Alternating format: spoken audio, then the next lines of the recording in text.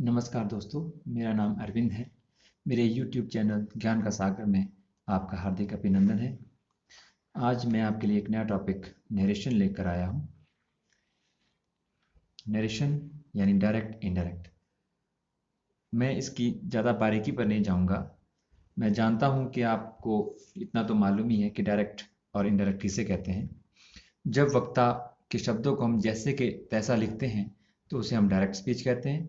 जब हम वक्ता के शब्दों को, वक्ता द्वारा कही गई बातों को अपने शब्दों में लिखते हैं तो उसको हम इनडायरेक्ट स्पीच कहते हैं। तो हम डायरेक्ट इनडायरेक्ट में सबसे पहले डायरेक्ट स्पीच के पार्ट्स और डायरेक्ट स्पीच में क्या चीज़ें जो याद रखने वाली हैं उसके ऊपर हम पहले अपना ध्यान केंद्रित करेंगे। यहाँ देखिए, ही, मैंने एक यहाँ वाक्य लिखा है, he says to me I am your friend. अब ये एक डायरेक्ट स्पीच है। इसमें कौन कौन से पार्ट्स होते हैं, क्या क्या हमें इसमें याद रखने वाली बातें, वो मैंने एक एक करके यहाँ पर अलग से लिखी हैं। यहाँ पर ही स्पीकर है और स्पीकर प्रोनाउन है, इसको हम सब्जेक्ट भी कहते हैं। सेज टू यहाँ रिपोर्टिंग वर्ब है और मी यहाँ लिसनर प्रोनाउन है। उसके बाद मी के बाद यहाँ कॉमा लगा है, ये इन्वर्टेड कॉमाज हैं। और आई यहाँ स्पीकर प्रोनाउन है। एम यहाँ वर्ब है। योर यहाँ लिसनर प्रोनाउन है और friend is also a noun. तो यहाँ पे हमने जो वक्ता ने कहा है, स्पीकर जो बोलता है आई एम योर फ्रेंड, उसको हमने इन्वर्टेड कॉमास के अंदर रखा है और उसको कॉमा से अलग किया है। तो वक्ता जैसे कहा था वैसे का वैसा हम जब उसको लिखते हैं तो उसको हम डायरेक्ट स्पीच कहते हैं। तो ये इसके अलग अलग पार्ट है और यहाँ से लेकर यहाँ तक आई एम योर फ्रेंड, इसको हम रिपोर्टेड स्पीच कहते हैं। सेज टू रिपोर्टिंग वर्ब और आई एम योर फ्रेंड जो इन्वर्टेड कॉमास के अंदर है, इसको हम रिपोर्टेड स्पीच कहते हैं। अब जब हम इसको कन्वर्ट करते हैं, सीधे पॉइंट पे आ जाते हैं। जब हम इसको कन्वर्ट करते हैं, इसको कन्वर्ट करने के क्या नियम हैं, इसको कैसे बदला जाता है, किन बातों का ध्यान रखना है, वो हमने यहाँ एक एक करके लिखी हैं। आप इन पर ज़रा ध्यान से देखिए और ध्यान से इनको सुनिए। Points to be noted for converting direct speech into indirect speech. Direct speech को इनडायरेक्ट स्पीच में कन्वर्ट करने के लिए कुछ एक बातों का ध्यान रखना होता है, वो हमने यहाँ पर लिखी है। सबसे पहले आपको first of all check the tense of reporting verb. Reporting verb कौन सा है? ये सेज टू। सबसे पहले जब भी आप कन्वर्ट करने के लिए जाते हैं तो सबसे पहले रिपोर्टिंग वर्ब का आपको टेंस देखना है। If the tense, if it is in present tense, अगर ये प्रेजेंट टेंस में, प्रेजेंट टेंस मतलब सिंपल प्रेजेंट या फिर present perfect, and future indefinite, future indefinite में है, the tense of the reported speech will not change. अगर ये प्रेजेंट टेंस में है यानी कि प्रेजेंट इंडेफिनिट या प्रेजेंट परफेक्ट या सिंपल फ्यूचर में है तो इसका टेंस चेंज नहीं होगा। इस एम आर वो नहीं बदलेगा, वॉज वर है तो वॉज वर रहेगा, टेंस जो है वो वही टेंस रहेगा। ये हमने बिल्कुल सिंपल सेंटेंस लिया है, सबसे आसान वाले लिए हैं, हम सिंपल टू डिफिकल्ट चलेंगे। अब दूसरा, तीसरा point, change say to into tell and says to into tells. अब जब आपको यहाँ बदलने की बारी आती है, सबसे पहले आपने ध्यान रखना है पहले टेंस कौन सा है। अगर ये सेज टू है तो आप इसको टेल्स में बदलेंगे, अगर ये से टू है तो टेल में बदलेंगे, जैसा कि हमने यहाँ लिखा है। उसके बाद आपको क्या ध्यान रखना है, remove the commas and inverted commas and put conjunction that. उसके बाद आपको क्या करना है, कॉमा और इन्वर्टेड कॉमा को हटाना है और बीच में कंजंक्शन दैट लगाना है। उसके बाद change the speaker pronoun of reported speech. अब जो रिपोर्टेड स्पीच है, ये रिपोर्टेड स्पीच है हमारी। रिपोर्टेड स्पीच का जो स्पीकर प्रोनाउन है उसको पहले वाले पार्ट के स्पीकर प्रोनाउन के अनुसार बदलना है,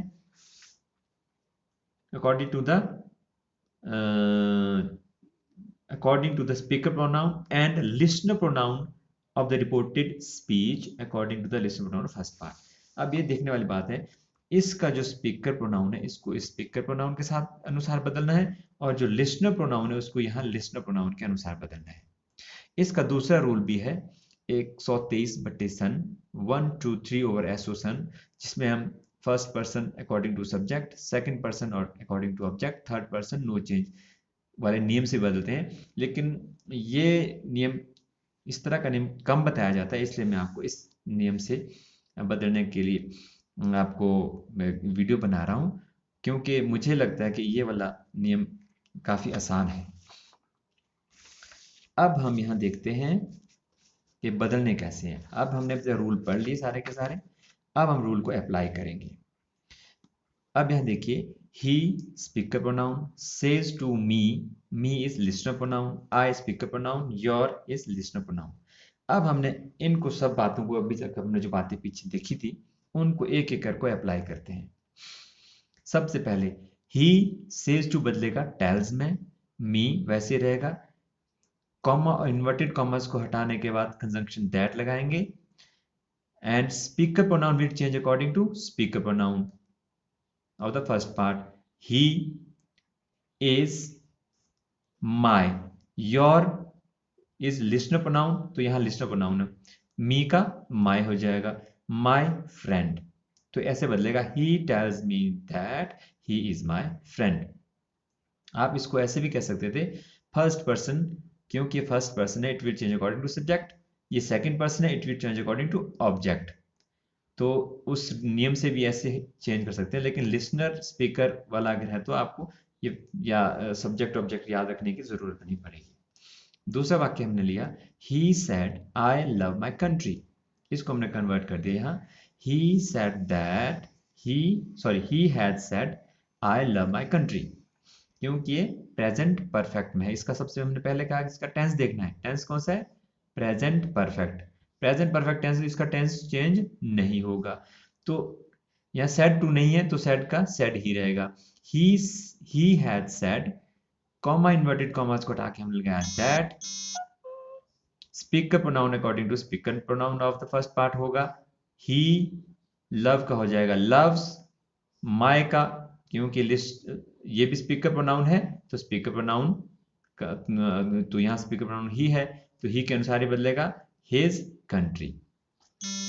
उसी तरह से he will say to me you are a good boy, यहाँ पे देखिए ये भी will say to simple future है, इसका मतलब मैंने कहा सबसे पहले इसका टेंस देखना है, सिंपल फ्यूचर तो इसका टेंस पहले नहीं बदलेगा, जो is am are was were जैसे हैं वो वैसे रहेंगे।